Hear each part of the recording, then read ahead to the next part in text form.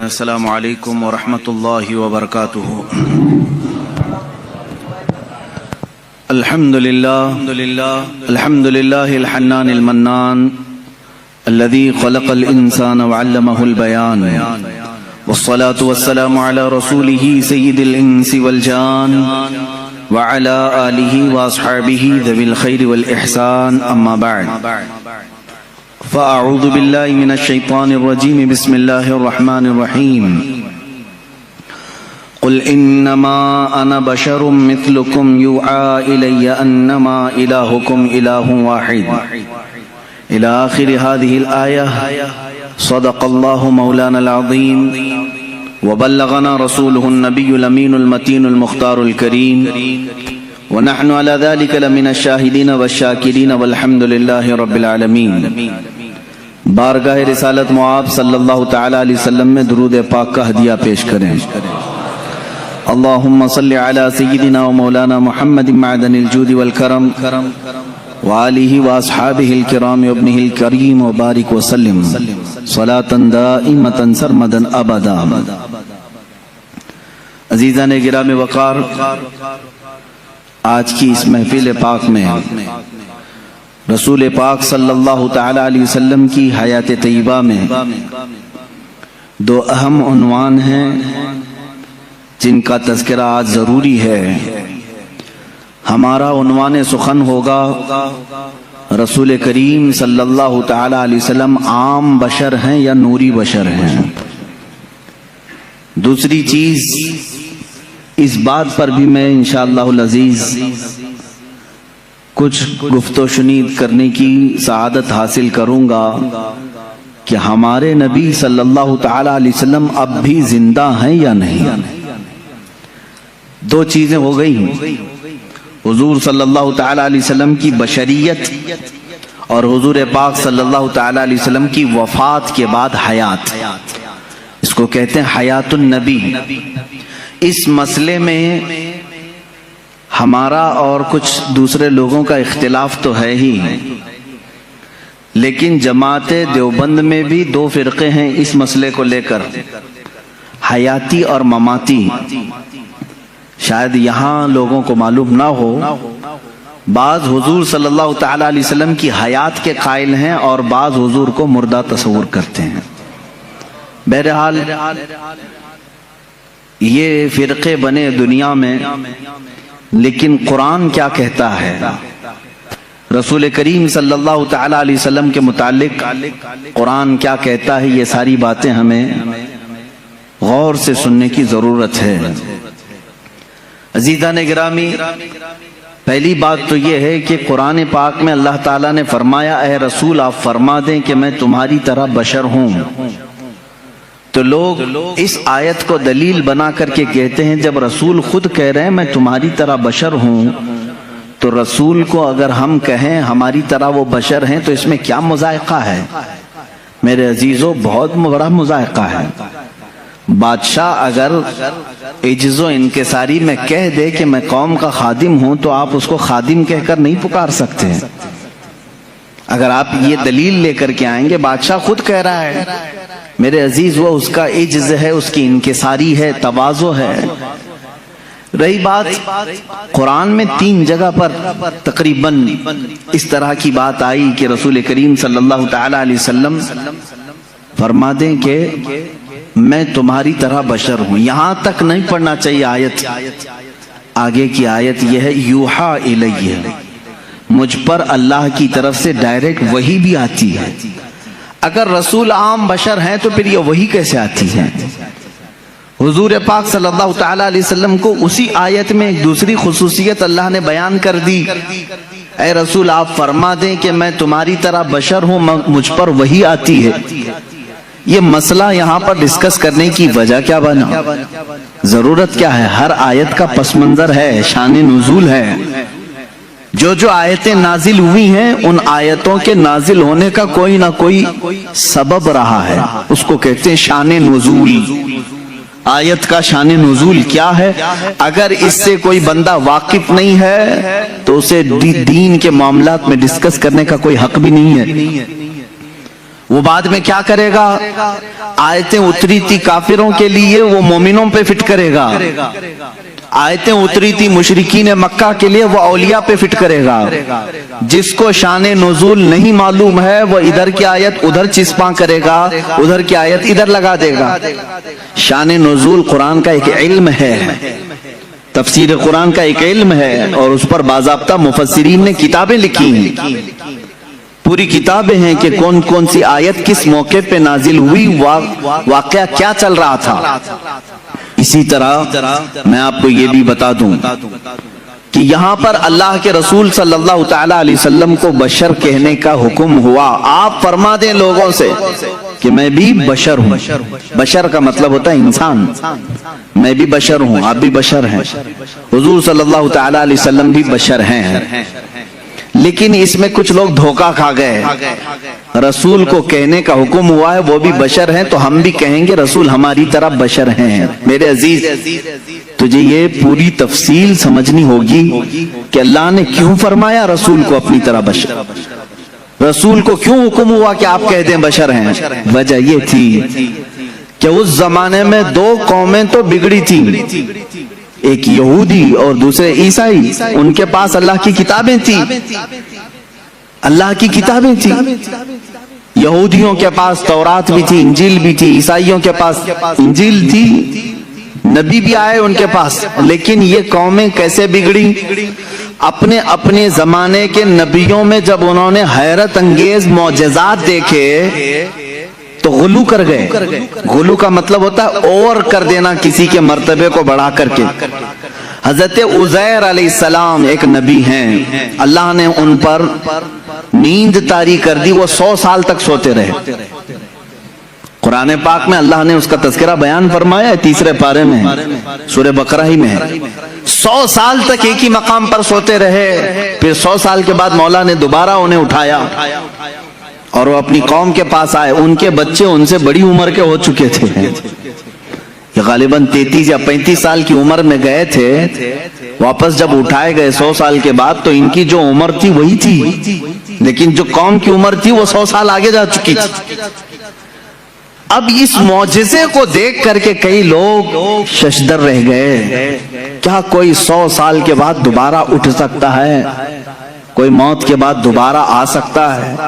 تو ان لوگوں نے کیا کہنا شروع کیا، ایسا حیرت انگیز کام ہم نے آج تک دیکھا نہیں تھا، اگر عزیر کے ساتھ ایسا ہوتا ہے تو یہ اللہ کا بیٹا ضرور ہوگا۔ وقالت الیہود عزیر ابن اللہ، تو یہودیوں نے کہا عزیر اللہ کا بیٹا ہے، تو انہوں نے کہاں تک بڑھا دیا؟ اللہ کا بیٹا کہہ دیا۔ اب ادھر آئیں عیسیٰ علیہ السلام۔ عیسیٰ علیہ السلام دنیا میں وہ تنہا شخص ہیں جو بغیر باپ کے پیدا کیے گئے۔ آدم علیہ السلام کے بعد، آدم علیہ السلام کو تو اللہ تعالیٰ نے بغیر باپ بغیر ماں کے پیدا کیا، لیکن عیسیٰ علیہ السلام صرف اور صرف حضرت بی بی مریم سے پیدا کیے گئے، اور حضرت مریم کو کسی نے چھوا تک نہیں، وہ اتنی پاکیزہ تھی۔ جبرائیل امین علیہ السلام نے پھونک ماری اور وہ حملہ ہو گئی، اس حمل سے حضرت عیسیٰ علیہ السلام پیدا ہوئے، اور عیسیٰ علیہ السلام کا لقب بھی ہے روح اللہ۔ اب عیسیٰ علیہ السلام کے کچھ معجزے بھی تھے، وہ مٹی کے پرند بناتے تھے، مٹی کے کیچڑ اس میں پھونک مارتے تو پرندے زندہ ہو کر اڑتے تھے، یہ قرآن پاک میں ہے۔ جب عیسائیوں نے یہ تمام حیرت انگیز معاملات دیکھے نبی سے تو کہہ بیٹھے عیسیٰ اللہ کا بیٹا ہے۔ کیا کہا؟ عیسیٰ اللہ کا بیٹا ہے، معاذ اللہ رب العالمین۔ وقالت النصارى المسیح ابن اللہ، نصارہ نے کہا عیسیٰ علیہ السلام اللہ کے بیٹے ہیں۔ پتہ یہ چلا کہ جب نبی سے کوئی حیرت انگیز کام قوم دیکھتی ہے تو خدا تک پہنچا دیتی ہے۔ عزیر علیہ السلام 100 سال کے بعد دوبارہ اٹھے تو قوم نے کہہ دیا اللہ کا بیٹا ہے۔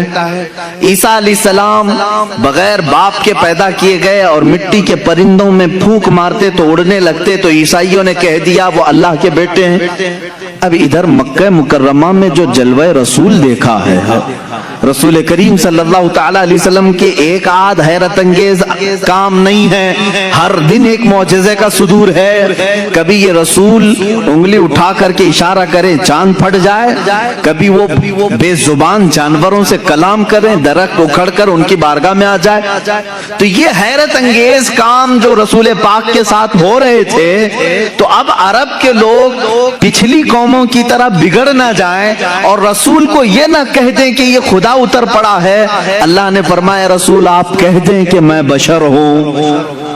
اللہ نے کیوں فرمایا قل انما انا بشر مثلکم، اے حبیب آپ فرما دیں میں بشر ہی ہوں، کہ تم دھوکہ نہ کھا جانا، مجھے خدا مت سمجھ لینا.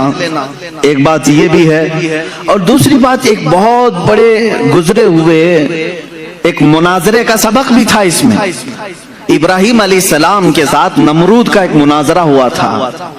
نمرود اس زمانے کا ظالم و جابر بادشاہ، جب اس نے دیکھا کہ ابراہیم ہمارے بتوں کی پوجا بھی نہیں کرتا، اور حضرت ابراہیم علیہ السلام کے ساتھ بہت سارے معاملات تھے، وہ ان کے بتوں کو نہیں مانتے تھے، جو ستاروں کی پوجا کرتے ان کی نہیں مانتے تھے، جو چاند و سورج کو پوجتے ان کی نہیں مانتے تھے. ایک دن بلایا اس نے دربار میں. اب یہ جو مناظرہ ہے وہ بھی قرآن پاک میں آیا. حضرت ابراہیم علیہ الصلوۃ والتسلیم سے اس نے پوچھا کہ تم کس خدا کو مانتے ہو، آخر کون ہے تیرا خدا؟ قال ابراہیم ربی الذی یحیی و یمیت، میرا رب وہ ہے جو زندگی بھی دیتا ہے اور موت بھی دیتا ہے. کون کہا؟ ابراہیم علیہ السلام. تو جھٹ سے اس پاگل نے کہا قال انا احیی و امیت، میں بھی لوگوں کو زندگی دیتا ہوں موت دیتا ہوں، میرے پاس بھی یہ کنٹرول ہے، تو مجھے خدا مان لے. ابراہیم علیہ السلام نے پوچھا وہ کیسے؟ اس نے اپنے جیل میں سے 2 قیدی نکالے، ایک کو آزاد ہونا تھا، ایک کو پھانسی کی سزا ہونی تھی.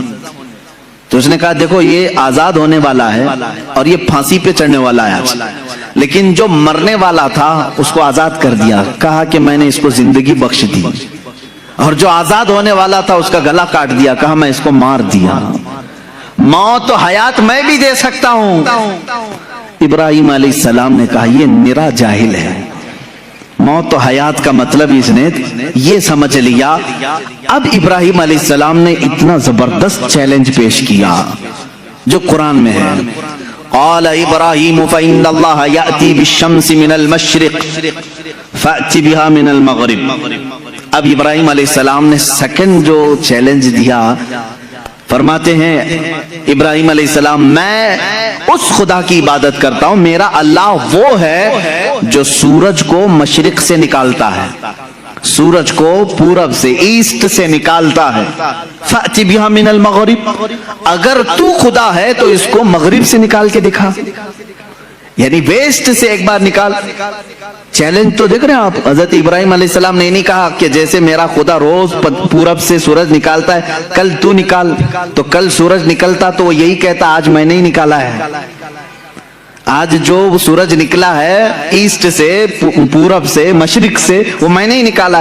ابراہیم علیہ السلام نے اپوزٹ چیلنج دیا کہ خدا جب مشرق سے نکال سکتا ہے تو خدا مغرب سے نکالنے پر بھی قادر ہے، سورج اس کے کنٹرول میں ہے.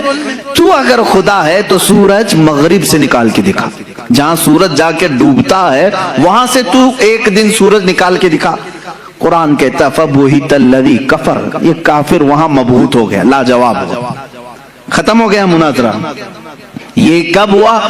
ابراہیم علیہ السلام کے زمانے میں. ہاں اب اس مناظرے میں جیت اور فتح کس کی ہوئی؟ ابراہیم علیہ السلام. کس کی ہوئی؟ اس چیلنج کا جواب وہ نہیں دے سکا، لیکن اس مناظرے سے ایک سبق یہ نکلا، ایک نتیجہ یہ نکلا.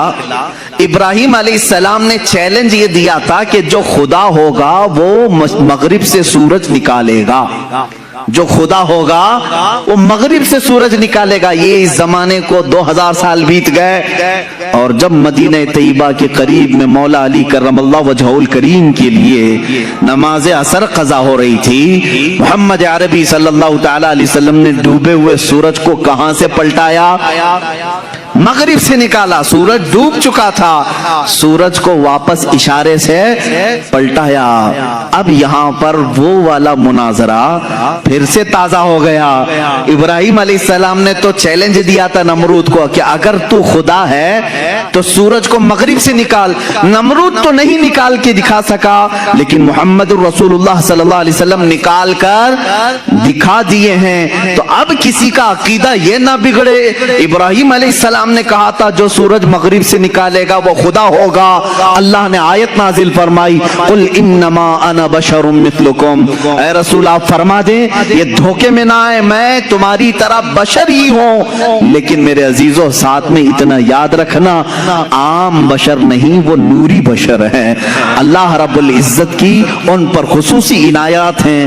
میں مانتا ہوں اے عقل والو میرا محمد خدا نہیں ہے، مگر دلوں میں یہ نقش کر لو کہ وہ خدا سے جدا نہیں ہے۔ یہ ہمارا عقیدہ ہے۔ اب یہ نور و بشر کے جو معاملات ہیں یہاں پر کچھ لوگ کنفیوژن پیش کرتے ہیں، ہے نہیں کچھ، لیکن مجھے ضرورت اس بات کی ہے کہ سنیوں کو ان عقائد اور ان معمولات اہل سنت کو میں واضح طریقے سے بیان کر کے بتاؤں۔ میرے عزیزو، رسول کریم صلی اللہ تعالی علیہ وسلم کو اگر کسی نے خالص نور ہی کہا اور بشر نہیں کہا وہ بھی گمراہ ہے۔ حضور صلی اللہ تعالی علیہ وسلم کی بشریت کا اگر کسی نے انکار کیا وہ بھی کافر ہو جائے گا، گمراہ ہے۔ ہاں اگر کوئی یہ کہتا ہے کہ صرف وہ عام بشر ہیں تو بھی گمراہ ہے۔ عام بشر، عام انسان کہہ رہے تو بھی گمراہ ہے۔ تو کہنا کیا چاہیے؟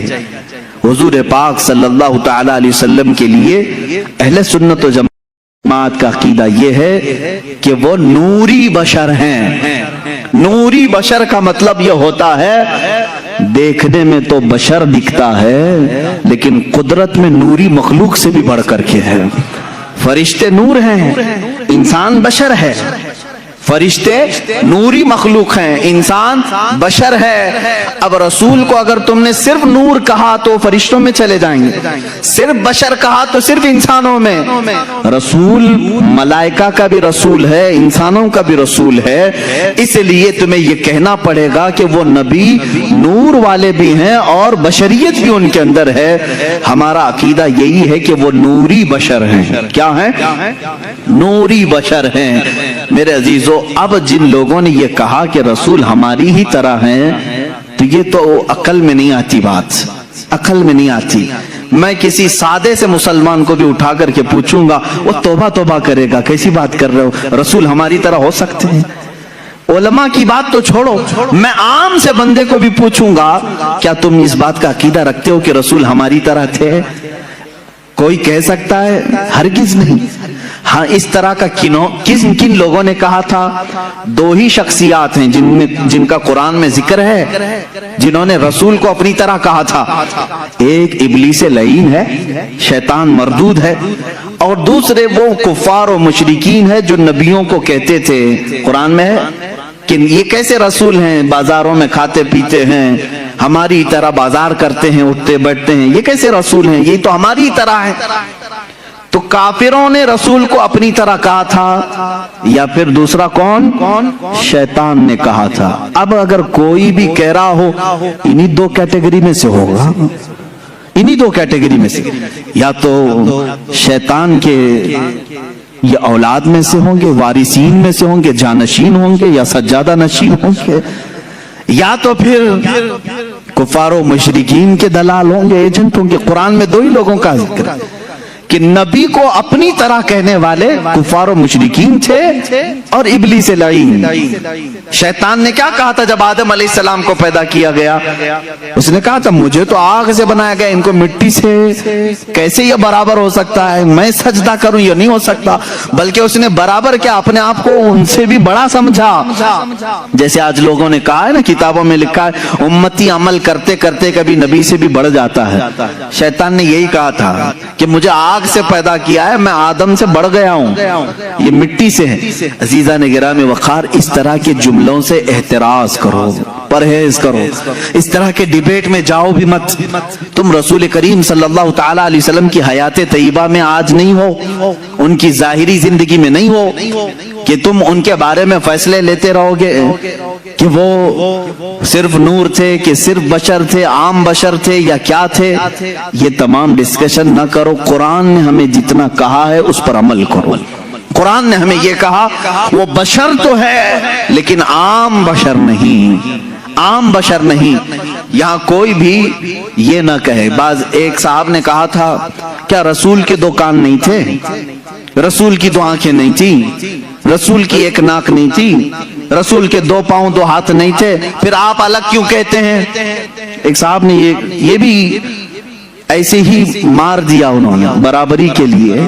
جب ان پر سخت گرفت کی جانے لگی تو کہے وہ بھی تو انسان ہی تھے نا, ان کی 2 آنکھیں تھی 2 کان تھے. میرے عزیز اگر ایسے ہی برابری کا معاملہ رہے تو سور کے بھی 2 کان ہیں, تیرے بھی 2 کان ہیں, کتے کی بھی 2 آنکھیں ہیں, تیری بھی 2 آنکھیں ہیں. کیا میں نے کبھی کہا کہ تو دیکھنے میں کتے کی طرح دکھتا ہے؟ میں نے نہیں کہا. برابری کے یہ اصول نہیں ہوتے. 2 کان ہونا برابری کی ضرورت معیار نہیں ہے, 2 آنکھ ہو جانا یہ برابری کا معیار نہیں ہے. ذرا تم اپنے گریبان میں جھانک کر کے دیکھو, جو رسول کو اپنی طرح بشر کہے, کیا زندگی میں کبھی تمہارے پاس جبرائیل آیا ہے؟ کیا کبھی زندگی میں تمہارے پاس جبرائیل آیا ہے؟ برابری کہنے والے سے میرا سوال ہے, کیا زندگی میں کبھی تجھے معراج کا بلاوا آیا ہے؟ کیا زندگی میں کبھی تجھے انبیاء کی امامت کا شرف ملا ہے؟ کیا کبھی تیری زندگی میں ایسا ہوا کہ تو سو گیا ہو, جنت سے تجھے کھلا پلا دیا گیا ہو؟ وہ خصوصیات تو میرے مصطفیٰ کو عطا تھی. یہ رسول کریم صلی اللہ تعالی علیہ وسلم کی عنایات تھی.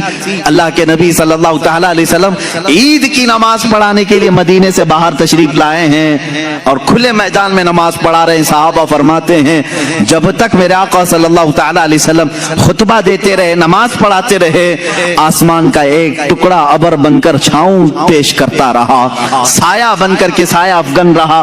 اور ہمیشہ میرے آقا صلی اللہ تعالی علیہ وسلم جب کبھی دھوپ میں چلتے تھے تو آسمان کا ایک ٹکڑا ساتھ ساتھ چلتا تھا. کیا تیرے بھی یہ خصوصیات ہیں؟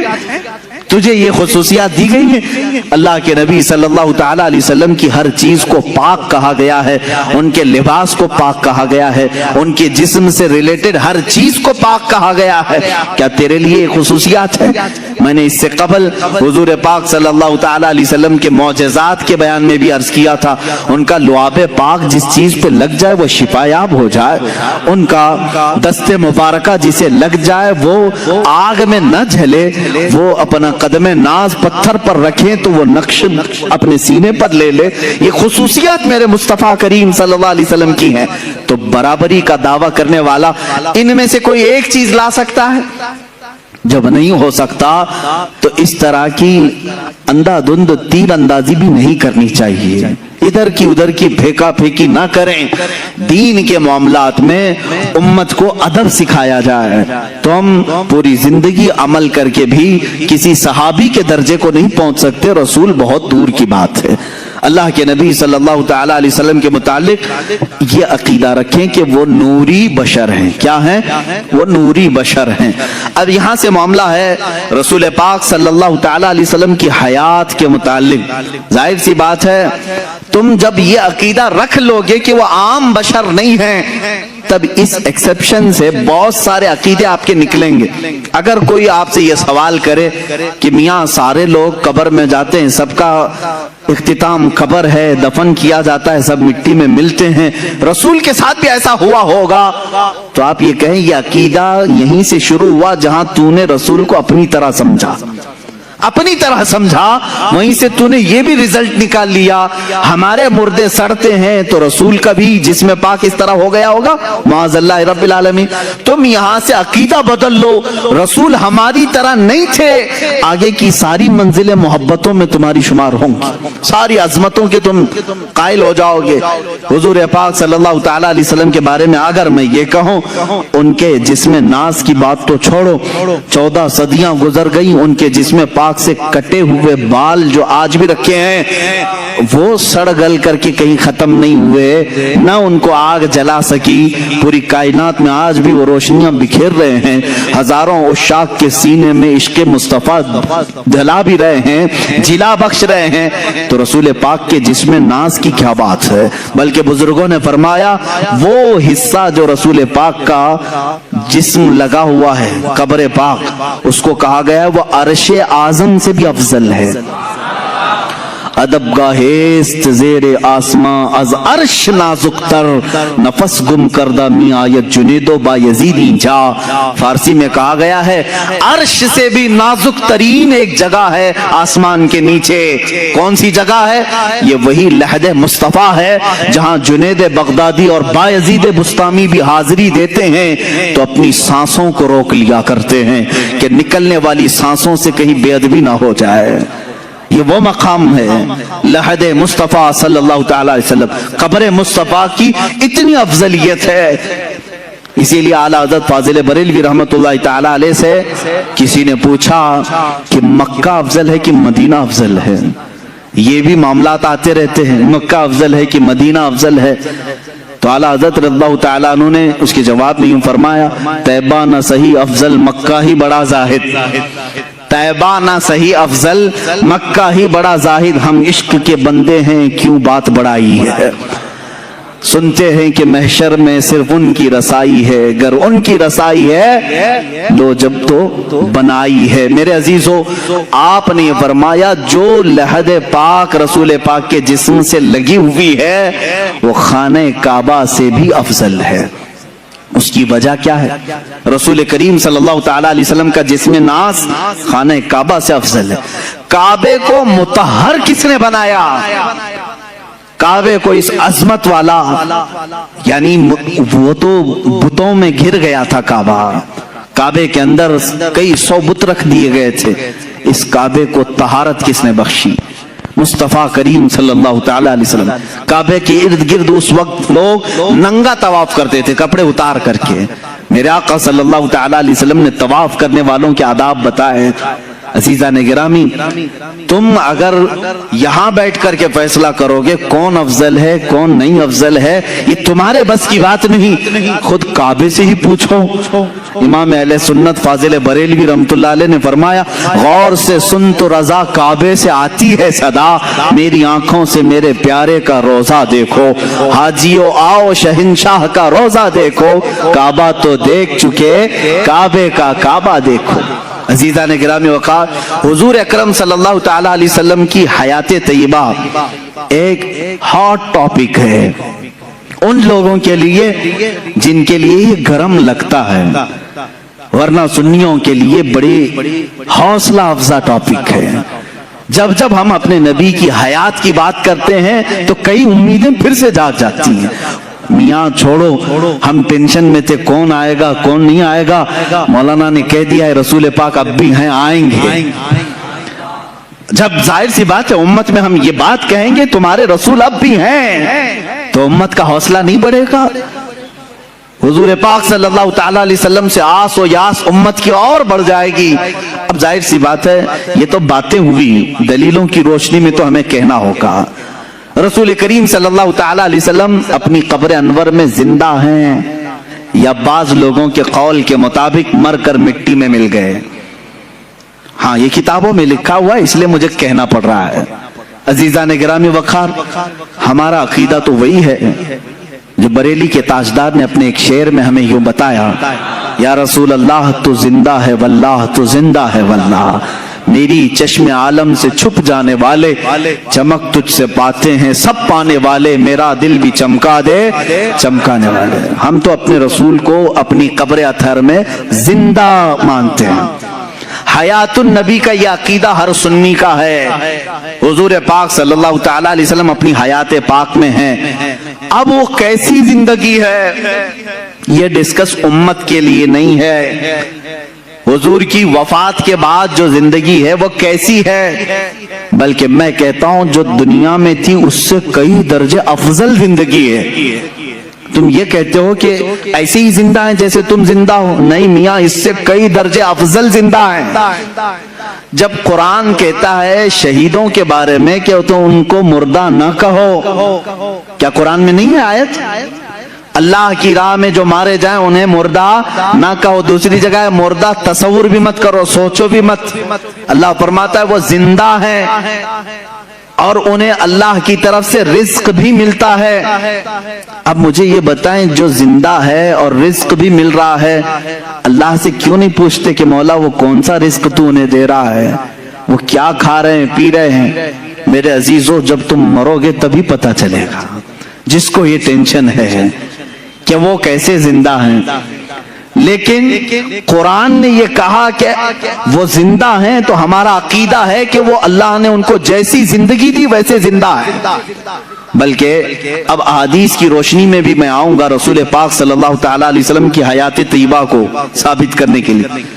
رسول اپنی روح اور جسم کے ساتھ ہیں، ایک بار جو روح نکالنی ہے وہ اللہ کے وعدے کے مطابق نکال لی جاتی ہے، دوبارہ انبیاء کرام علیہ السلام کی زندگی پہلے سے افضل بنا دی جاتی ہے، ان کا جسم بھی صحیح سلامت رکھا جاتا ہے، جیسا جسم ان کا تھا اسی شان کے ساتھ قبر پاک میں ان کے جسم کی حفاظت کی جاتی، کیونکہ اللہ کے رسول نے خود فرمایا ان اللہ حرم علی الارض ان تاکل اجساد الانبیاء فنبی اللہ حی یرزق، اللہ نے بے شک زمین پر حرام کر دیا ہے وہ نبیوں کے جسموں کو کھا نہیں سکتی، نبیوں کے جسموں کو کھانا زمین پر اللہ نے حرام کر دیا۔ اللہ کے نبی زندہ ہوتے ہیں، انہیں رزق بھی دیا جاتا ہے، یہ حدیث پاک ہے۔ اب آئیں میں دلائل کی روشنی میں کہتا ہوں، عربی کی اگر عبارات بھی پڑھوں تھوڑا بہت میں آپ کو گرامر بھی بتا دوں، جو جملے ہوتے ہیں ان جملوں میں کیا چیز کا ہونا ضروری ہے۔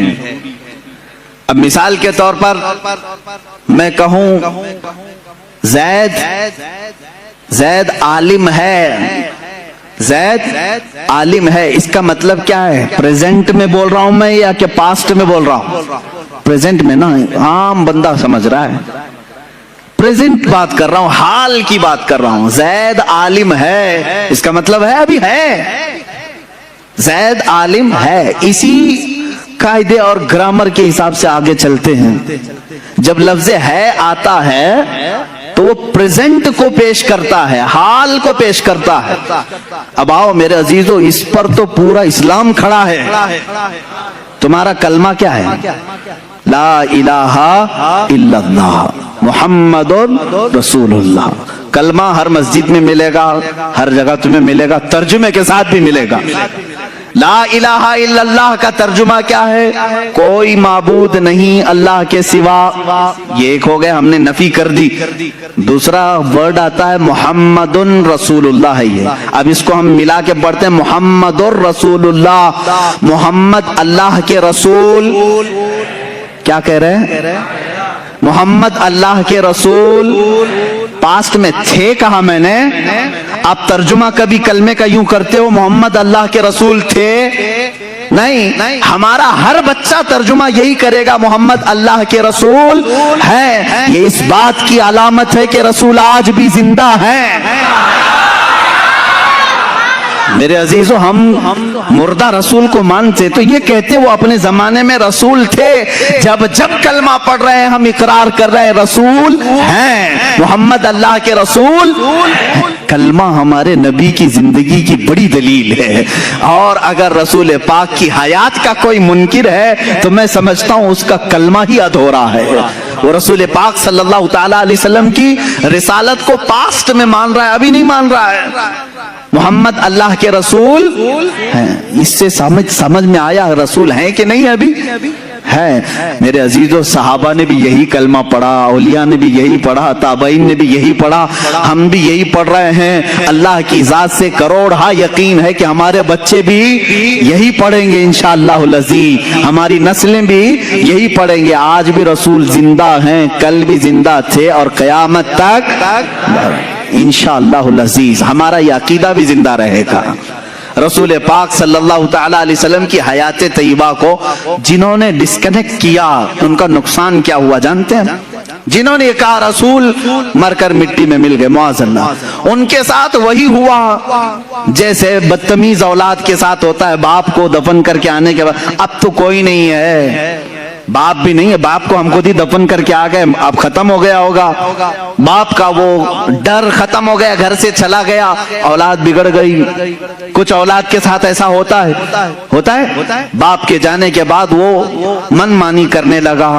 मेरे अजीजों, जिसका तस्वुर ये है रसूल अब भी जिंदा है और मुझे देख रहे हैं, उसके दिल में हमेशा अपने रसूल की अजमत बरकरार रहती है, हमेशा अपने रसूल के बारे में उसके दिल में एक हैबत रहती है। अल्लाह के रसूल हैं। जब मदीना तैयबा जाते रहते हैं, क्या सोच कर जाते हैं लोग, वहां जाने के वक्त कदम लड़खड़ाने लगते हैं, रसूल अपनी कब्र से मुझे देख रहे होंगे, मैं क्या मुंह लेकर के रहूं।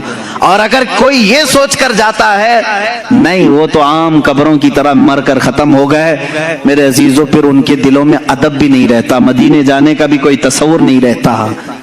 लेकिन देखा है हमने जिन्होंने रसूल पाक को अपनी कब्र अनवर में जिंदा तस्लीम किया, उनका अदब भी उतना बढ़ जाता है। वो वहां से गुजरते भी हैं, उनकी आंखों से टप टप आंसुओं की झड़ी जारी रहती है और अल्फाज निकल नहीं पाते। कई ऐसे लोग हैं जो बेकरार हो जाते हैं इसलिए कि उन्होंने अपने रसूल को जिंदा तस्लीम किया। और जिन्होंने हुजूर पाक सल्लल्लाहु अलैहि वसल्लम की जिंदगी का इनकार किया, उसकी एक साफ मिसाल मैंने देखा मदीना तैयबा में जालियों के करीब एक मुतव्वा। ये मुतव्वा वही है जो सफेद जुब्बा लाल रुमाल पहन करके जो लोगों को गुमराह करने के लिए जिनको रखा गया है, हर एक को काटते फिरते रहते हैं। ये पट्टा ही नहीं है इनके अंदर, मालिक ने पट्टा डाला नहीं है, आवारा फिरते रहते हैं, जो नजर आया उसको काट देते हैं। होना ये चाहिए कि जो गवर्नमेंट इन्हें पाल रही है पट्टा डाल करके रखे, इसलिए कि दुनिया भर से लोग आते हैं। रोड पे इस तरह कुत्तों को छोड़ोगे तो हर आने जाने वालों के लिए तकलीफ भी है। अब ये वही करते रहते हैं। एक बार हमारे सामने की बात है, पाकिस्तानी हाजियों को ये इस तरह से डिबेट कर रहे हैं, रसूल कुछ दे नहीं सकते, ये नफा नुकसान किसी चीज के मालिक नहीं। वो कह रहा है नहीं मेरा रसूल देगा। वो पाकिस्तानी बेचारा बार बार कह रहा है। उसने गुस्से में आकर के जालियों के सामने पैर यूं मारना शुरू किया और अपनी पीठ से जाली घसने लगा। अगर कुछ कर सकते तो देखो मुझे कुछ हुआ क्या, वो दिखा रहा है। मेरे अजीजों, जिन लोगों का अकीदा ये खत्म हुआ ना, रसूल खत्म हो गया है, वो इसी तरह की हरकतों पे आते हैं। और मैं समझता हूं उससे लाख दर्जे अफजल वो बूढ़ा पाकिस्तानी था जो अगरचे आलिम नहीं था लेकिन रसूल पाक की बारगाह में इतने अदब से खड़ा था कि उसकी आंखें आंसुओं से भरी हुई थी, अदब से खड़ा हुआ था। अजीजा ने गिरामी वक़ार, इस अकीदे को आज फिर से जिंदा रखो अपने सीनों में, अपने ज़हन में। हमारे नबी को हमने मुर्दा तस्वुर नहीं किया, कलमा पढ़ा भी है तो जिंदा रसूल का कलमा पढ़ा है। मोहम्मद सल्लल्लाहु अलैहि वसल्लम अल्लाह के रसूल हैं, हम यही कहते हैं। अब आओ कुरान पाक की दूसरी दलाइल की तरफ मैं आता हूँ। अल्लाह तबारक व तआला ने एक आयत यूं फरमाई, वलौ अन्नहुम इज़ ज़लमू अनफुसहुम जाऊका फस्तगफरुल्लाह वस्तगफर लहुमुर रसूल लवजदुल्लाह तव्वाबर रहीमा। ये आयत है पूरी, आप कुरान पाक उठाकर पढ़ सकते हैं, 5वें पारे में आयत। अल्लाह फरमाता है जब मोमिनीन अपने जानों पर जुल्म कर लें यानी गुनाह कर लें तो ऐ रसूल ये आपके पास आए। कुरान में है जाऊ का, ये लफ्ज है कुरान में। ये मोमिनीन क्या करें, ऐ रसूल आपके पास आए, अल्लाह से अपने गुनाहों की बख्शिश तलब करें। लेकिन तरीका अल्लाह ने कैसे बताया, पहले कहाँ आए, रसूल के पास आए, रसूल के पास आए और अपने गुनाहों की बख्शिश तलब करें। वस्तगफर लहुमुर रसूल, उस पर मजीद एक और शर्त है, रसूल भी उनके लिए सिफारिश करें। بات سمجھ میں آ رہی؟ جب جب گناہ ہو گئے وہ جائیں، توبہ اور بخشش کا ذریعہ اللہ نے جو بتایا، قرآن کی بات کر رہا ہوں، جاؤک اے رسول، یہ مومنین آپ کے دربار میں آئیں، اللہ سے بخشش مانگیں اور رسول بھی ان کے لیے سفارش کریں، لوجد اللہ تواب الرحیم، پھر وہ اللہ کو توبہ قبول کرنے والا پائیں گے، رحم کرنے والا پائیں گے۔ یہ آیت ہے۔ اب میں آپ سے پوچھتا ہوں، رسول اگر ختم ہو چکے معاذ اللہ رب العالمین، جیسا کہ دوسروں کا عقیدہ ہے، مردہ ہیں، تو قرآن جو کہہ رہا ہے کہ مومنین اپنے جانوں پر ظلم کریں تو اے رسول آپ کے پاس آئیں، تو کیا کسی مردے کے پاس جانے کو قرآن حکم دے رہا ہے؟ اب اس کے جواب میں وہ یہ لوگ کہتے ہیں نہیں، یہ رسول کی زندگی میں آیت آئی تھی، رسول کی زندگی میں یہ آیت آئی تھی، اور جو اس وقت گناہ کر رہے تھے ان کو حکم تھا کہ وہ رسول کے پاس آئیں، رسول ان کی سفارش کریں گے تو اللہ ان کی توبہ قبول کرے گا۔ میں ان سے کہتا ہوں میرے عزیز، پھر ہمارا کیا قصور ہے؟ قرآن کیا اسی زمانے کے لیے اترا تھا یا قیامت تک کے لیے آیا ہے؟ قرآن کب تک کے لیے ہے؟ قیامت تک کے لیے۔ میرے عزیز، قرآن کی آیت صبح قیامت تک کے لیے ہے، یہ صرف اس زمانے کے مسلمانوں کے لیے آیت نہیں آئی، صبح قیامت تک کے مومنوں کے لیے آیت آئی ہے کہ اگر تم میں سے کسی سے گناہ ہو جائے تو تم کہاں جاؤ؟ کہاں جاؤ گے؟ رسول کے پاس۔ یہ آپ کھل کر کے بولو، ڈرو مت کہ کیسے جائیں گے، ویزا لگے گا کہ نہیں لگے، میں بتاتا ہوں، اس پر بھی میں آتا ہوں، لیکن قرآن کی بات ہے۔ اللہ نے کیا فرمایا؟ اگر گناہ ہو جائیں تو تم کہاں جاؤ؟ پھر ڈر ہے آپ کو؟ کہاں جائیں؟ رسول کے پاس جائیں۔ اب رسول کے پاس جانے کے بعد دو کام ہیں آپ کے، ایک آپ کی طرف سے، ایک رسول کی طرف سے۔ آپ اللہ کی بارگاہ میں توبہ کریں گے، رسول آپ کی سفارش کریں گے، تب آپ کی توبہ قبول ہوگی۔ اب آپ سوال آتا ہے، ہر ایک کی طاقت نہیں سفر کرنے کی، کیسے جائیں مدینے؟ ٹکٹ مہنگا ہے، اب تو لاک ڈاؤن میں ویزا بھی نہیں لگتا ہے، تو کیا اللہ تبارک تعالیٰ کسی بندے کو اس کی طاقت سے زیادہ کا حکم دے گا؟ جو تم نہیں کر سکتے اس کا حکم شریعت میں آتا ہے۔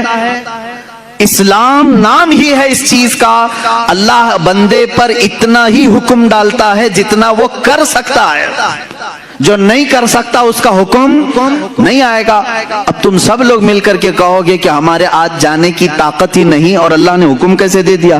گناہ تو آج صبح بھی ہوئے ہم سے، دوپہر میں بھی ہوئے، شام میں بھی ہوئے، اور اللہ فرما رہا ہے رسول کے پاس جائیں۔ اب اس حساب سے دیکھا جائے تو کبھی ٹکٹ ملے نہ ملے، کیسے جائیں رسول کے پاس؟ میرے عزیزوں، پھر تمہیں حیات النبی کا عقیدہ اور حاضر و ناظر کا عقیدہ لینا پڑے گا، لینا پڑے گا۔ اے عزیز، اللہ نے تجھے کب کہا کہ تو چلتے ہوئے، سفر کرتے ہوئے، اس طرح اڑتے ہوئے ٹرین میں، بس میں آ جا رسول کے پاس؟ اللہ نے یہ فرمایا بس تو رسول کے پاس آ، چاہے جسم کے ساتھ آ یا تصور کے ساتھ آ، چاہے جسم کے ساتھ آ یا تصور کے ساتھ آ، ہم تو کہتے ہیں حاضر ہیں۔ حضور پاک صلی اللہ تعالی علیہ وسلم کی بارگاہ میں جب ہم کھڑے ہوتے ہیں تو یہ کہتے ہیں حاضر ہیں در دولت پہ گدا، سرکار توجہ فرمائیں۔ تم جہاں سے کہو گے سرکار سنتے ہیں۔ تو حاضری ہو گئی۔ یہاں ابھی آنکھ بند کر لیا آپ نے، ملا باڑے کی مسجد میں بیٹھے ہیں، گناہوں سے توبہ کرنی ہے، قرآن کی آیت پر عمل کرنا ہے ہم کو۔ اللہ نے فرمایا رسول کے پاس جانے کا حکم اللہ نے کیا۔ اب میں یہاں بیٹھا، چل کے جانے کے لائق نہیں، آنکھ بند کر لیا، منٹ بھی نہیں لگے مدینے پہنچ گیا، منٹ بھی نہیں لگے۔ یہ کتنی تیز حاضری ہے! بارگاہ رسول میں کھڑے ہونے کا تصور لے آیا، اور پھر سامنے اپنے رسول کو حاضر پا کر کے اب توبہ کرنا شروع کیا۔ استغفر اللہ ربی من کل ذنب واتوب الیہ۔ اللہ تو نے فرمایا گناہ ہو جائیں تو رسول کے پاس آ جا، میں آ گیا۔ اب تو نے فرمایا بخشش طلب کر مجھ سے، میں نے بخشش بھی طلب کر لی، استغفار بھی پڑھ لیا۔ تیسرا کام ہے اب رسول کا، اللہ کے رسول سفارش کریں کریں. اب رسول کے پاس تمہیں کہنا ہوگا اے اللہ کے رسول حکم خدا پر میں آپ کے پاس آیا ہوں اور حکم خدا پر میں نے استغفار بھی کر لیا, بس آپ کے استغفار کی آپ کے سفارش کی دیر ہے اور اللہ میری توبہ قبول کرے گا. یہی تو عقیدہ بریلی کا امام بار بار تمہیں کہہ رہا ہے.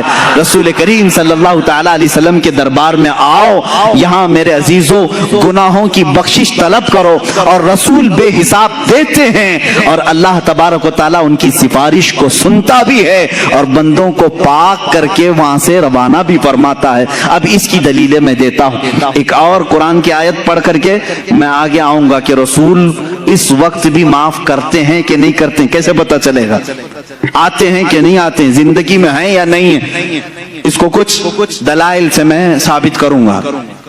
دوسری ایک آیت ہے قرآن پاک میں اور وہ بھی بہت حوصلہ افزا آیت ہے ہمارے لیے, بہت حوصلہ افزا ہے. اس میں بھی دیکھیں آپ عربی کے گرامر تھوڑے بہت اگر مسلمانوں کو معلوم ہو تو کبھی گمراہ نہیں ہوں گے انشاءاللہ, کوئی ان کو بہکائے گا نہیں. میں آپ کو تاریخ بتاؤں, اللہ تبارک و تعالیٰ پہلے کی امتیں جب نافرمانی کرتی تو عذاب آ جاتا. قوم لوط پر بہت بھیانک عذاب آیا, قوم سمود پر بھیانک عذاب آئے, نوح علیہ السلام کی قوم پر بہت بھیانک عذاب آئے, شعیب علیہ السلام کی قوم پر بہت عذاب آئے. سب قومیں جب نافرمانی کرتی تو ان کے عذابات بھی کیسے تھے. بعض قوموں کو خنزیر بنا دیا گیا, بعض کو بندر بنایا گیا, بعض کے لیے زمین پھٹ گئی سب اندر چلے گئے, بعض کے لیے آسمان سے پتھر برسائے گئے, نوکیلے پتھر وہ برستے تھے تو ان کی کھوپڑیاں پڑ جاتی تھیں. تو یہ سخت ترین عذابات آئے, لیکن اللہ تعالیٰ نے رسول پاک صلی اللہ تعالیٰ علیہ وسلم کی اس گنہگار امت جس میں ہم اور آپ ہیں ہمیں ایک تحفہ دیا. اب اللہ تعالیٰ فرماتا ہے وَمَا كَانَ اللَّهُ لِيُعَذِّبَهُمْ, اللہ تعالیٰ اب اس امت پر ویسے عذاب نازل نہیں کرے گا. اللہ کی طرف سے ہے یہ. تمہارے اندر گناہ آج بھی وہ سارے ہیں جو پچھلی امتوں میں تھے. لواطت بھی ہے, آج ناپ تول میں کمی یہ بھی ہے, زنا بھی ہے, چوری بھی ہے. یہ سب گناہوں میں جب وہ قومیں ملوث ہوتی تھی تو عذاب آتا تھا. آج نہیں ہے عذاب, ہے خسف اور مسخ کا عذاب. باقی دوسرے عذابات تو آئیں گے, وہ تو آ ہی رہے ہیں, لیکن جو بڑے عذاب آسمان سے پتھروں کی بارش, خنزیر کی شکل بن جانا, بندر کی شکل بن جانا, سارے انسانوں کی ایسا عذاب آیا نہیں آئے گا. رب تعالیٰ نے یہ فرمایا اب اس امت پر اللہ ویسا عذاب نہیں نازل کرے گا. کیوں مولا, کیوں اب ایسا عذاب نہیں آئے گا؟ 9ویں پارے کی آیت سورہ انفال میں اللہ فرماتا ہے وَأَنْتَ فِيهِمْ, اس لیے کہ میرا محبوب تمہارے درمیان میں ہے. میرا محبوب تمہارے درمیان میں ہے. میرے عزیزو اللہ نے فرمایا وَأَنْتَ فِيهِمْ, آپ ان کے بیچ میں ہیں. اب یہاں پر بھی وہی قاعدہ ہے جو کلمے کا میں نے بتایا. رسول کو اس وقت کہا گیا تھا آپ ان کے بیچ میں ہیں. وہ 100 سال پہلے بھی ہمارے بیچ میں تھے, 1000 سال پہلے بھی ہمارے بیچ میں تھے, کل بھی ہمارے بیچ میں تھے, آج بھی ہمارے بیچ میں ہیں. اور رسول پاک صلی اللہ تعالی علیہ وسلم ہمارے درمیان ہیں. یہ کون کہہ رہا ہے؟ اللہ رب العزت. کہاں فرما رہا ہے؟ قرآن پاک میں. اگر تم کہتے ہو رسول نہیں ہے, مر کر ختم ہو گئے, تو پھر میں کہتا ہوں عذاب آ جانا چاہیے, عذاب آ جانا چاہیے, پتھر برسنا چاہیے, کم سے کم ان پہ تو برسنا چاہیے جو رسول کو مر کر ختم کر دیے.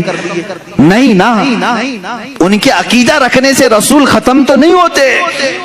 رسول پاک صلی اللہ تعالی علیہ وسلم اپنی قبر انور میں زندہ ہیں اور اسی وجہ سے اللہ تعالیٰ نے بھیانک عذابوں کو روک لیا ہے. بھیانک عذاب روک لیے گئے ہیں. عزیزان گرامی وقار, یہاں سے یہ بات ثابت ہوئی کہ رسول پاک صلی اللہ تعالی علیہ وسلم اپنی امت کے درمیان ہمیشہ رہیں گے, ہمیشہ رہیں گے. وَأَنْتَ فِيهِمْ. اور ایک بات میں آپ کو بتا دوں, ایک بڑی بات, میلاد بھی ہم منا رہے ہیں اور میلاد ہی کے یہ تو مجالس ہے نا, میلاد کی محفلیں ہیں. اب یہاں سے کچھ چیزیں سمجھنی پڑتی ہیں. دیکھیں دنیا کا ایک اصول ہے, جس کے لیے محفل سجاتے ہیں, جس کے لیے محفل سجاتے ہیں, جب تک وہ رہتا ہے تب تک محفل ہے کہ نہیں؟ جب تک وہ رہتا ہے تب تک وہ محفل ہے. فار ایگزامپل تقریر سننے کے لیے یہ محفل آپ نے بنائی اور مجھے سننے کے لیے آئے. میں چلا جاؤں گا تو آپ بیٹھے رہیں گے. تھوڑے لوگ اللہ اللہ کرنے والے بیٹھے رہتے ہیں, لیکن جو محفل تھی وہ نہیں کہلائے گی. بعد میں نماز پڑھنے والے نماز پڑھ رہے ہوں گے, ذکر کرنے والے ذکر کرے, میں ان سے نہیں کہہ رہا ہوں, لیکن یہ محفل چلی جائے گی کیونکہ مقرر گیا محفل بھی گئی. دولہا آتا ہے, دولہا کے آنے سے پہلے اسٹیج بھی سجا ہے, کرسی بھی لگی ہے, باراتی بھی کھڑے ہیں, سب انتظار میں نا. دولہا آیا, شام تک رکا, دلہن کو لے کر گیا باراتی. اب کیا کریں گے, کھانا بھی ختم ہو گیا, وہاں ہال میں رات تو نہیں بتائیں گے, چلے جائیں گے. اور ڈیکوریٹر کیا کرے گا, ڈیکوریشن نکال لے گا, کرسی ہٹا دی جائے گی, سٹیج ختم ہو جائے گا. یہی تو اصول ہے نا دنیا کا. جس کے لیے محفل سجی ہے وہ جائے گا تو محفل بھی ختم ہو جائے گی. اب میں آؤ حدیث پاک سناتا ہوں. اللہ کے نبی صلی اللہ تعالی علیہ وسلم فرماتے ہیں, رب ذوالجلال اپنے رسول سے فرما رہا ہے, لولاک لما خلقت الدنیا والافلاک والارضین. اے رسول, اگر آپ کو دنیا میں بھیجنا نہ ہوتا تو نہ میں آسمانوں کو بناتا, نہ زمینوں کو بناتا, نہ دنیا کو بناتا, کچھ نہیں بناتا اگر آپ کو دنیا میں بھیجنا نہ ہوتا. پتہ یہ چلا اللہ رب العزت نے یہ ساری کائنات میرے محبوب کے لیے سجائی ہے, اپنے حبیب کے لیے سجائی ہے. رسول آنے والے تھے, ان کے آنے سے پہلے 1,24,000 انبیاء کو باراتی بنا کر بھیجا گیا ہے, انتظار میں بھیجا گیا ہے. آسمان کا شامیانہ تانا گیا, زمین کا بچھونا بچھایا گیا, ستاروں کی چمکاہٹ لگائی, جگمگاہٹ لگائی گئی, چاند و سورج کو لائٹنگ کے طور پر کائنات میں سجایا گیا ہے. اور یہاں پر درختوں کے پھل پودے سارے یہ سجاوٹ میں اللہ رب العزت نے ہر چیز فرما دی, اور انسانوں کے بھی ایک عظیم جھرمٹ رکھا. اور اس کے بعد اللہ کا وہ محبوب دولہا بن کر 12 ربیع الاول شریف کو آیا, جس کے انتظار میں ساری کائنات تھی. چاند بھی اسی کے انتظار میں تھا, سورج بھی اسی کے انتظار میں تھا, آسمان بھی اسی کے انتظار میں ہے, زمین بھی اسی کے انتظار میں ہے, انبیاء بھی اسی کے قصیدے پڑھ کر کے دنیا سے گئے. اب وہ رسول دولہا بن کر کے آیا, اپنی حیات طیبہ کے 63 سالہ اس رسول پاک نے ظاہری زندگی میں گزارے. اب میں آپ سے سوال کرتا ہوں, رسول 63 سال کے بعد اپنے آپ کو پردہ فرما لیا, ہمارے چشم عالم سے روپوش ہوئے. مجھے بتاؤ, دولہا دنیا سے گیا ہے, میں پوچھتا ہوں چاند تو کیوں چمک رہا ہے, سورج ابھی کیوں باقی ہے, زمین کیوں ابھی تک ٹھہری ہے, آسمان کا شامیانہ کیوں لگا ہے, یہ پیڑ پودے ابھی تک کیوں باقی ہیں, یہ کیوں ہیں؟ دولہا چلا گیا, ڈیکوریشن ختم ہونی چاہیے, دولہا گیا, ساری سجاوٹ جانی چاہیے. تو تمہیں چاند جھلا کر کے کہے گا, جلال میں سورج کہے گا, نادان تو کیا سمجھ رہا ہے, دولہا گیا نہیں, دولہا اب بھی موجود ہے, دولہا اب بھی موجود ہے. چاند کی جگمگاہٹ, سورج کا یہ چمکنا, تاروں کی جلملاہٹ, اور پیڑ پودوں کی خوبصورتی, یہ سمندروں کا لہلہانا, زمین کا بچھونا, آسمان کا آشیانہ, یہ اس بات کی غماز ہے, اس بات کی دلیل ہے کہ دولہا اب بھی ہمارے درمیان موجود ہے.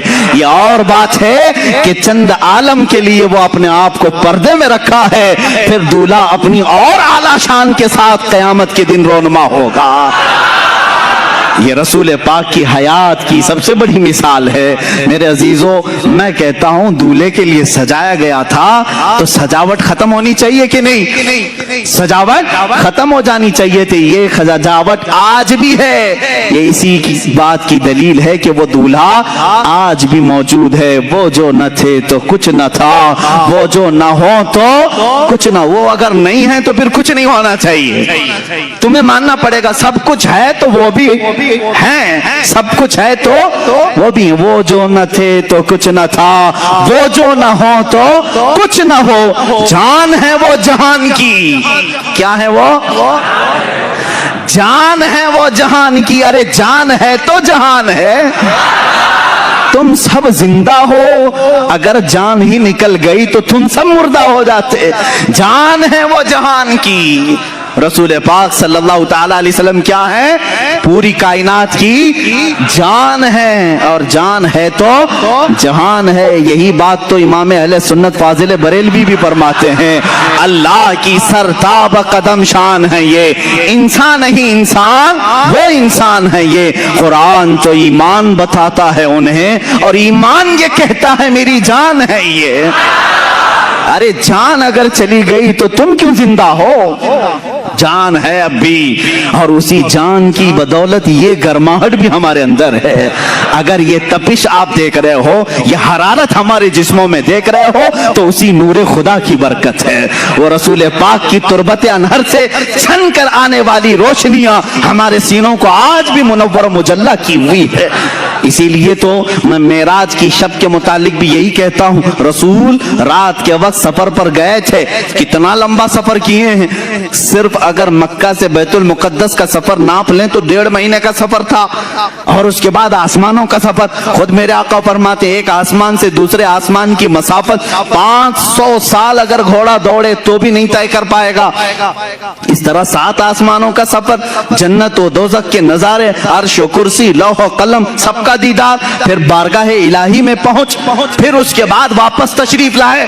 لیکن یہاں حیرت اس بات کی ہو رہی ہے، رسول جتنا چاہے لمبا سفر کریں، جب یہ کہا جاتا ہے زنجیر بھی ہلتی رہی بستر بھی رہا گرم، تا عرش گئے پھر آئے محمد صلی اللہ تعالی علیہ وسلم۔ اب عقلیں حیران ہوتی ہیں، شارٹ ٹائم میں، اتنے وقت میں بستر گرم کتنی دیر رہتا ہے؟ 1 منٹ 2 منٹ؟ زنجیر دروازے کی کب تک ہلے گی؟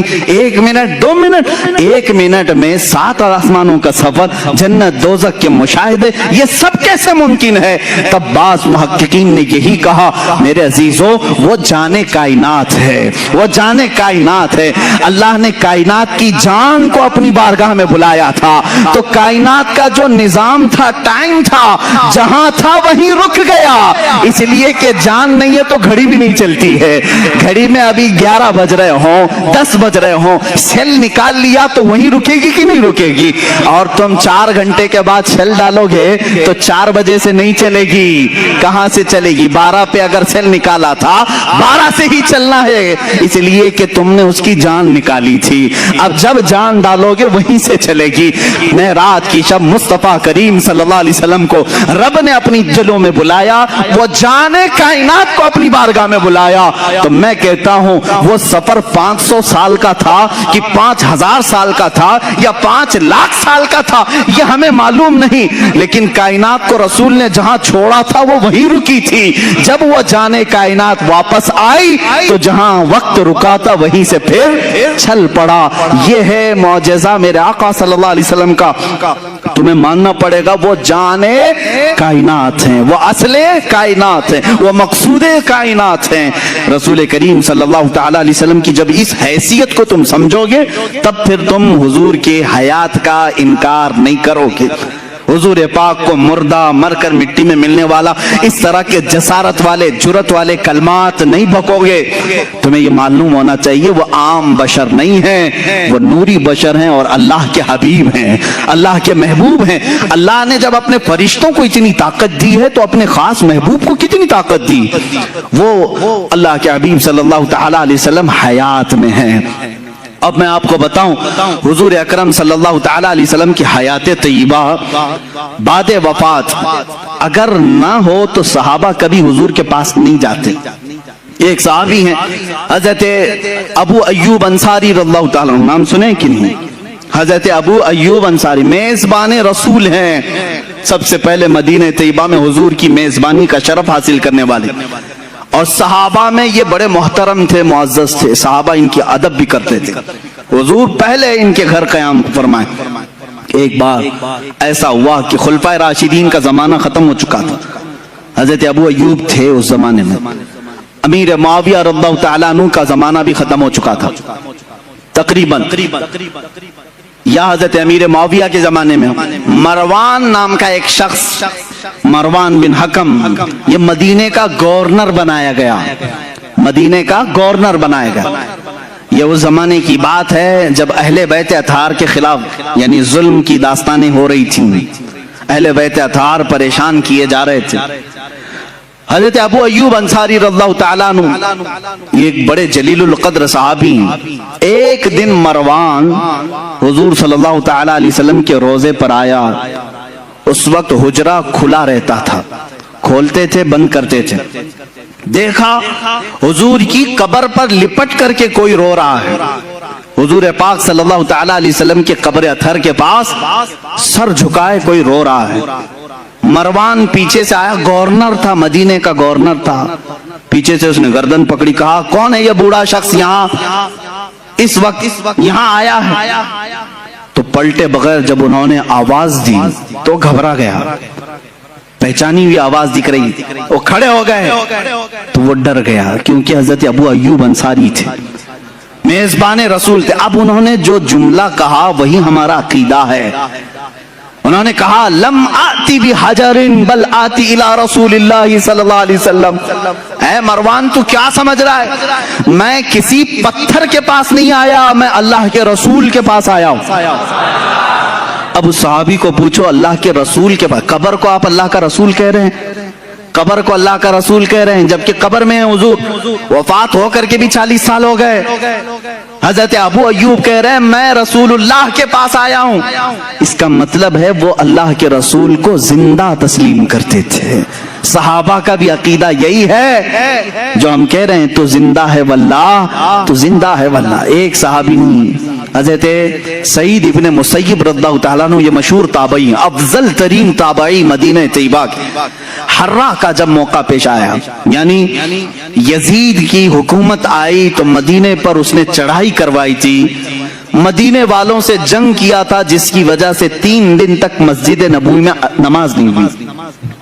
یزید کے زمانے میں مدینے کے لوگوں کو مارا گیا تھا بہت خطرناک طریقے سے، اس کو حرہ کہتے ہیں. اب یزید کی گورنری کے زمانے میں جب مسجد نبوی لوگ آ ہی نہیں رہے تھے، جنگ چل رہی تھی، سعید ابن مسیب رضی اللہ تعالیٰ عنہ فرماتے ہیں میں مسجد نبوی میں اکیلا رہ گیا تھا، دروازے بند کر لیے. لاک ڈاؤن والی سچویشن ہے، سوچ لیں ان کے زمانے میں ہوا تھا 3 دن کے لیے ہی.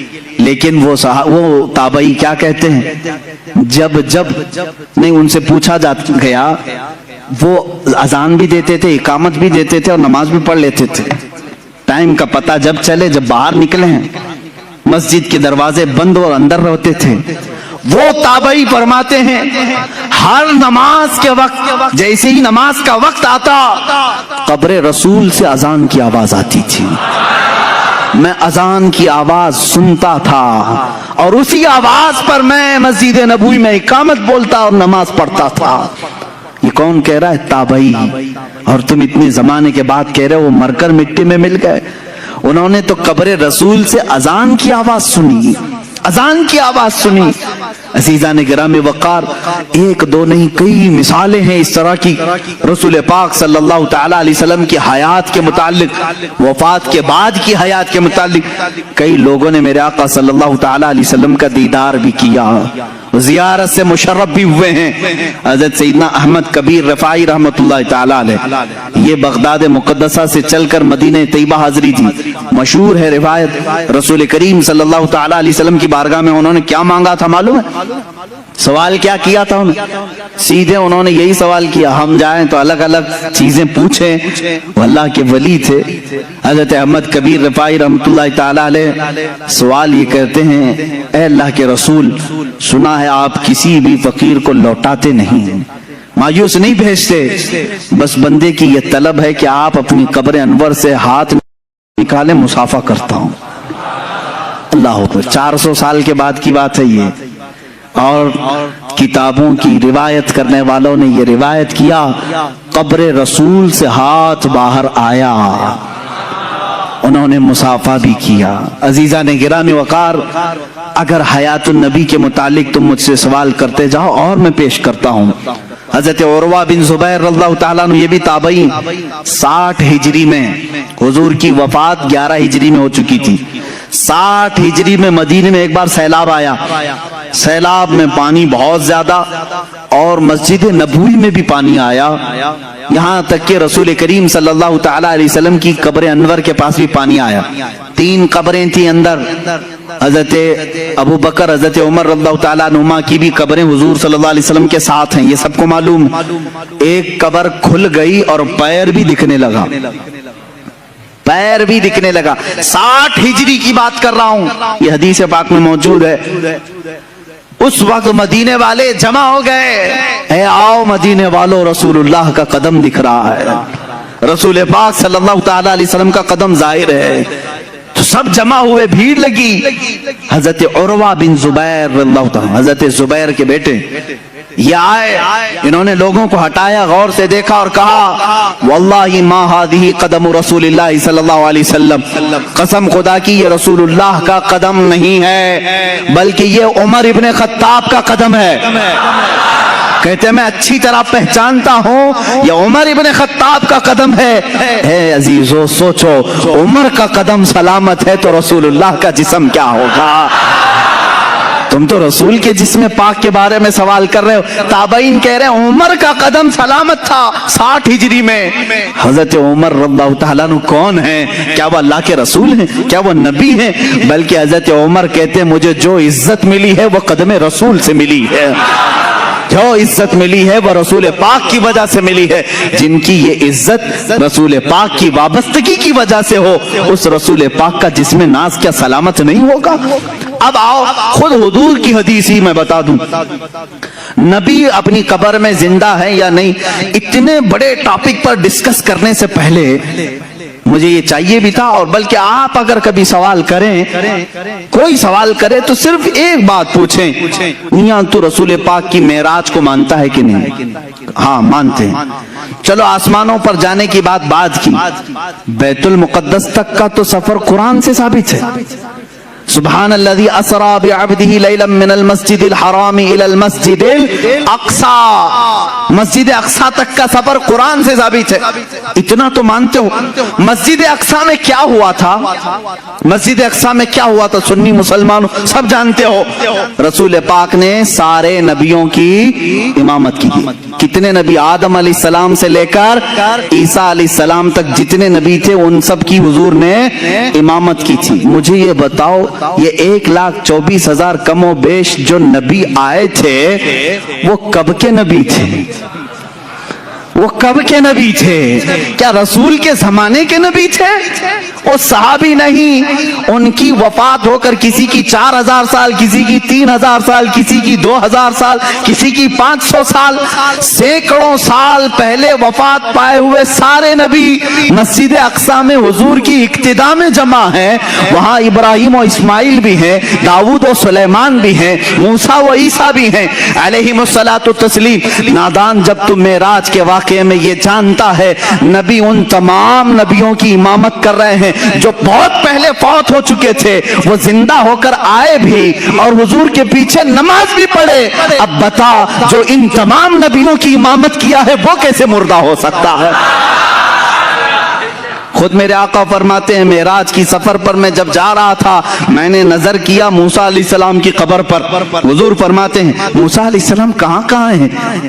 یہاں بیت المقدس میں بھی ہیں، آسمانوں میں بھی ہیں، اور حضور کی ایک حدیث یہ بھی ہے میں نے سفر میں موسیٰ کی قبر کی طرف دیکھا، موسیٰ علیہ السلام کو اپنی قبر میں کھڑے ہو کر نماز پڑھتے ہوئے میں نے دیکھا۔ حضور کیا فرما رہے ہیں؟ کھڑے ہو کر نماز پڑھتے ہوئے میں نے دیکھا۔ یہ حدیثیں ہیں میرے عزیزو۔ اب مجھے بتاؤ نماز کون پڑھتا ہے، زندہ یا مردہ؟ نماز کون پڑھتا ہے؟ ارے مردہ ہو تو اس کی پڑھی جاتی ہے اور زندہ اپنی پڑھ رہا ہوتا ہے۔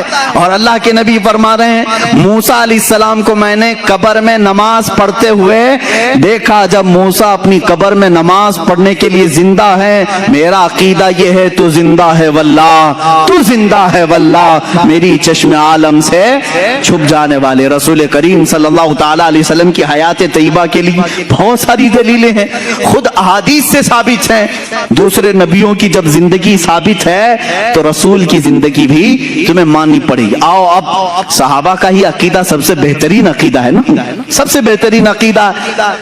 ماں عائشہ صدیقہ رضی اللہ تعالیٰ عنہ کا عقیدہ پوچھتے ہیں، آپ کا عقیدہ کیا ہے رسول کے متعلق؟ سنیں جب رسول کریم صلی اللہ تعالیٰ علیہ وسلم وفات پا گئے، حضور پاک صلی اللہ تعالیٰ علیہ وسلم کی وفات ہوئی، آپ کا دفن، آپ کی تدفین کہاں ہوئی؟ وہ حجرہ عائشہ ہے۔ حضرت عائشہ صدیقہ کا وہ مکان تھا، اسی میں وہ آرام فرماتی تھی۔ حضرت عائشہ کے حجرے میں حضور کی تدفین ہوئی، سب کو معلوم ہے۔ حضرت عائشہ صدیقہ کے پاس ہی چابی رہتی تھی۔ حضرت عائشہ کمرہ کھولتی تھیں، کمرے کے اندر جاتی تھیں، صفائی کرتی تھیں۔ چند سالوں کے بعد حضرت ابو بکر صدیق کا وصال ہوا۔ حضرت ابو بکر صدیق بھی کہاں دفن ہوئے؟ رسول پاک صلی اللہ علیہ وسلم۔ ان کی بھی تدفین کا انداز بھی یہ ہے، انہوں نے وصیت کی تھی میرا جنازہ حجرے کے سامنے رکھ دینا، اگر رسول سے اجازت ملے تو دفن کرنا۔ 2.5 سال کے بعد وفات ہوئی، حضور کی وفات کے 2.5 سال کے بعد۔ کوئی صحابی یہ نہیں پوچھ رہا حضرت ابو بکر سے اجازت ہم کیسے لیں گے، وہ تو قبر میں ہے، کسی نے پوچھا نہیں۔ حضرت ابو بکر نے وصیت کی، سب نے کہا ہاں پوچھ لیں گے۔ اس کا مطلب ہے ان کا عقیدہ تھا رسول۔ دیکھو میرے عزیزو، اور ہوا بھی ہے کہ ان کی قبر کو حضور کے پہلو میں رکھا گیا۔ حضرت عائشہ کے کون ہے؟ حضرت ابو بکر والد ہیں نا، حضرت ابو بکر صدیق حضرت عائشہ کے باپ ہیں، والد ہیں، اور حضور صلی اللہ علیہ وسلم ان کے کیا ہیں؟ شوہر ہیں۔ حضور حضرت عائشہ کے کیا ہیں؟ شوہر ہیں۔ دونوں بھی محرم ہیں، دونوں محرم ہیں۔ حضرت عائشہ صدیقہ فرماتی جب حضرت عمر دفن ہوئے تو اب وہ اس حجرے میں جانا بند کر دیتی، اب صفائی کے لیے نہیں جاتی تھی۔ جب تک حضرت ابو بکر اور حضور صلی اللہ علیہ وسلم تھے، حضرت عائشہ اس حجرے میں جاتی تھی، اس حجرے میں جاتی۔ جب حضرت عمر اس میں دفن ہو گئے، آپ نے چابی دوسرے کے ہاتھ میں دے دی اور وہاں نہیں جانے لگی۔ کسی نے پوچھا اماں آپ پہلے جاتی تھی اندر حجرے میں، اب کیوں نہیں جاتی؟ کہتی ہیں رسول میرے محرم تھے، ابو بکر میرے محرم تھے، عمر میرے لیے غیر محرم ہے، میں ان سے پردہ کرنے کے لیے نہیں جاتی۔ مجھے بتاؤ اماں عائشہ، پردے کا حکم تو زندوں کے لیے ہے، پردے کا حکم کس کے لیے ہے؟ زندوں کے لیے۔ ماں عائشہ صدیقہ حضرت عمر کے قبر میں جانے کے بعد پردہ کر رہی ہیں، اس کا مطلب ہے عائشہ صدیقہ کا عقیدہ تھا کہ عمر اپنی قبر سے انہیں دیکھ رہے ہوں گے۔ پردہ کس سے کریں گے؟ جو دیکھے گا نا۔ حضرت عمر جب حضرت عائشہ کو دیکھ سکتے ہیں، اللہ کے رسول اپنی قبر سے پوری امت کو کیوں نہیں دیکھ رہے ہوں گے؟ اے میرے عزیزو، یہ عقیدہ صحابہ کا ہے، ایک دو نہیں، اور بھی چیزیں میں تمہارے سامنے رکھوں۔ اب آؤ اور ایک دلیل میں بتاؤں۔ ہم اور آپ مر جائیں، ہماری بیویاں عدت گزارنے کے بعد دوسرے سے نکاح کر سکتی ہیں، ہے کہ نہیں کر سکتی؟ کسی عورت کا شوہر انتقال کر گیا، مر گیا، تو عدت گزارے 4 مہینہ 10 دن، اس کے بعد دوسرے سے چاہے تو وہ نکاح کر سکتی ہے، اسلام نے اجازت دی۔ لیکن رسول پاک کی ازواج مطہرات کی یہ خصوصیت ہے کہ وہ زندگی بھر کبھی کسی دوسرے مرد سے نکاح نہیں کر سکتی۔ حضور کی وفات کے بعد بھی کئی ازواج مطہرات باحیات رہیں، اس میں حضرت عائشہ صدیقہ رضی اللہ تعالیٰ عنہ بھی رہیں، کافی سال تک رہیں حضرت عائشہ صدیقہ رضی اللہ تعالیٰ عنہ، لیکن کسی بھی زوجہ نے دوسری شادی نہیں کی، کیونکہ ان کے لیے حرام تھا، کوئی دوسرا ان سے نکاح نہیں کر سکتا تھا۔ کیوں نہیں کر سکتا تھا؟ وہ بھی تو عورتیں ہیں۔ ساری امت کی عورتوں کو مرد کی وفات کے بعد عدت گزار کر دوسرے سے نکاح کرنے کی اجازت ہے، تو ازواج مطہرات کو کیوں نہیں؟ تو میرے عزیزو، عقیدہ یہ بتایا جائے گا، ایک شوہر کے ہوتے ہوئے عورت دوسرے سے نکاح نہیں کر سکتی۔ نادان تو نے کیسے رسول کو مردہ سمجھا؟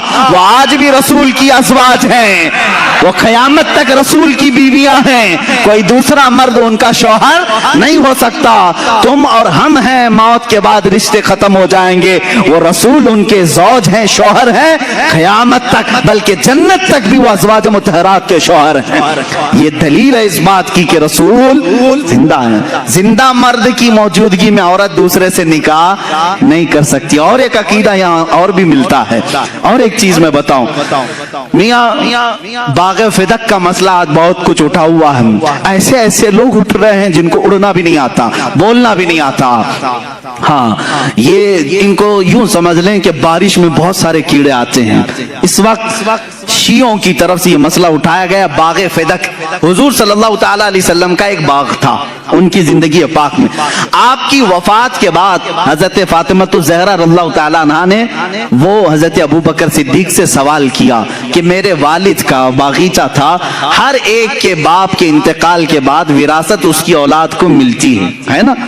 اب حضور کی اولاد میں سوائے حضرت فاطمہ کے کوئی دوسرا تھا نہیں, وراثت میں ان کو ملنا چاہیے تھا باغیچہ. لیکن حضرت ابو بکر صدیق نے یوں فرمایا, اے بطول, اے فاطمہ بنت محمد صلی اللہ علیہ وسلم, آپ کی عظمت, آپ کی شان بہت بلند و بالا, لیکن میں نے آپ ہی کے والد گرامی سے ایک حدیث سنی ہے. حضور نے فرمایا, نحن معاشر الانبیاء لا نورث درہما ولا دینارا. حضور نے فرمایا ہے ہم انبیاء کی جو جماعت ہے ہم وراثت میں کوئی مال نہیں چھوڑتے, اور جو کچھ بھی چھوڑ جائیں وہ پوری امت کے لیے صدقہ ہوتا.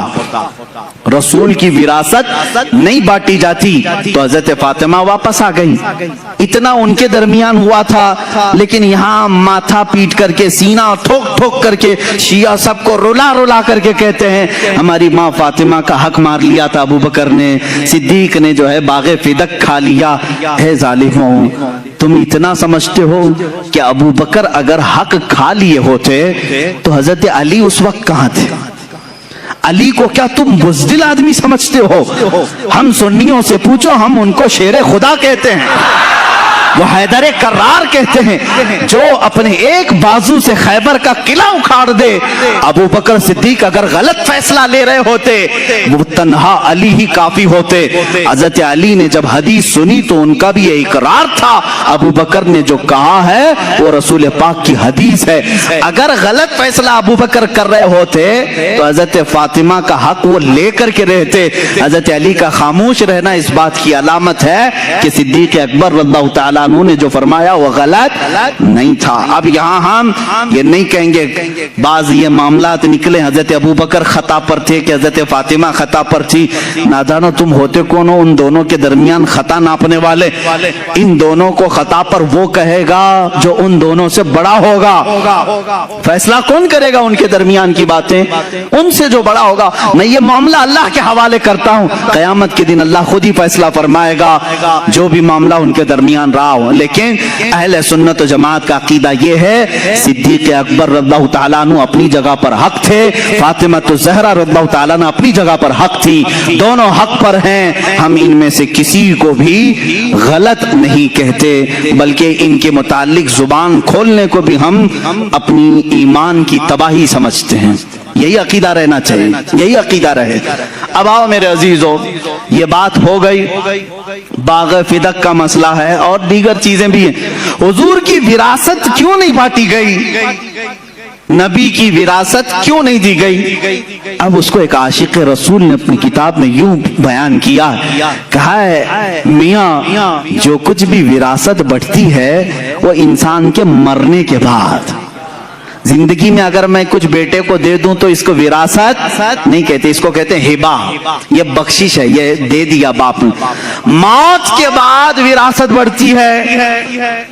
ظاہر سی بات ہے, باپ کو گھر میں رکھا اور وراثت کی بات کر رہے ہو تو نہیں, یہ وراثت نہیں ہے. تم جائیداد کی لڑائی کہہ سکتے, وراثت نہیں.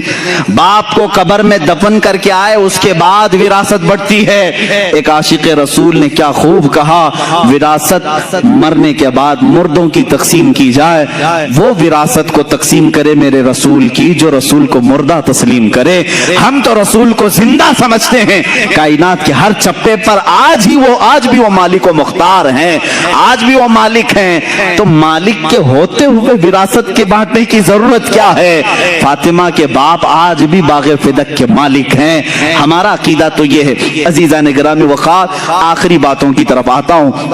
رسول پاک صلی اللہ تعالی علیہ وسلم کی وراثت نہیں تقسیم کی گئی, اس بات کی علامت ہے کہ وہ ہم میں زندہ ہے. یہی عقیدہ ہے نا, رسول پاک ہم میں زندہ ہیں, وہ اپنی قبر اطہر میں زندہ ہیں. وہ زندگی کی کیفیت کیا ہے یہ اللہ بہتر جانے, وہ کیسی زندگی ہے.